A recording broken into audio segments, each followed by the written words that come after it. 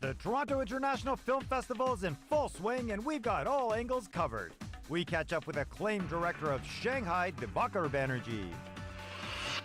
Plus, the City to City program brings you 10 different storylines and Shushmita connects with the man behind the philosophical tale, Ship of Thesis. And we're going shopping! Veronica goes on the hunt for some celebrity-inspired red carpet looks. Bollywood Boulevard starts right now.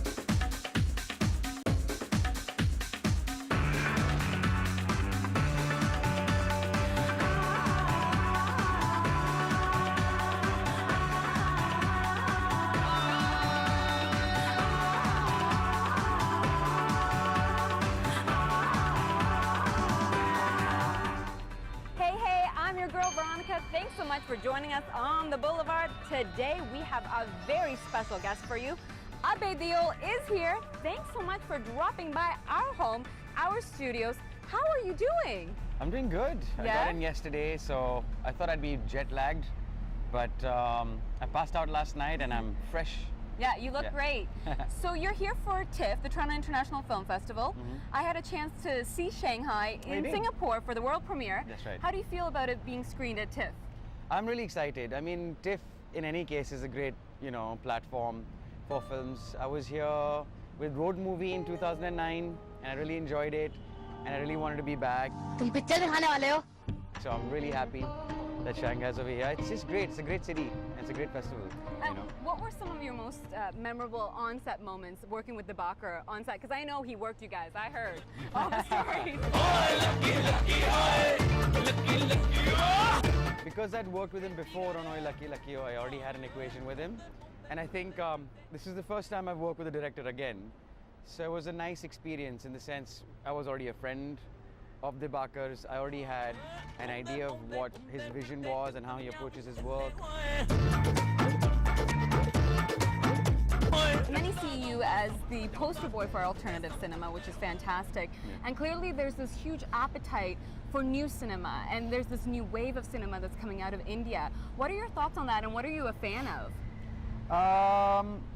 Well, the change is happening in Indian cinema, I would say. And by that I mean people have moved beyond what I like to call formula films. Everyone says, oh, you do non-commercial films. I'm like, no.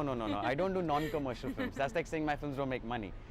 But I think what most people were curious about and always ask me about is, well, Indian films have a formula with the song and the dance and the romance and the good guy and the bad guy, etc. And that's changing. There's a big variety of subjects coming up now.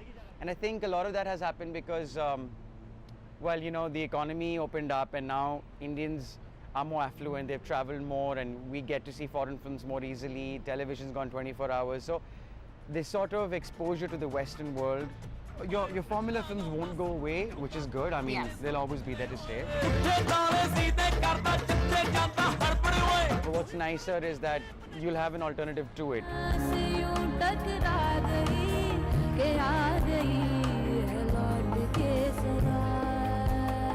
Well, you're in the middle of it, which is fantastic, but you're also switching gears. You're going behind the camera and launching your first project behind the camera in Vancouver in 2013, right? That's pretty cool. Tell us a bit about that and why Canada to launch this. The Canadian project is right now titled Canada, as the Punjabis call it. You know what Canada is, so Canada, yes. Canada. So the film's called Canada, and I had 2 more projects. One I was developing with a friend. So it's a lot of work going on. I mean, at the moment, as an actor, I have 1 release coming up and 2 more films to shoot. Wow. It'll only be after these films that I get into my own production.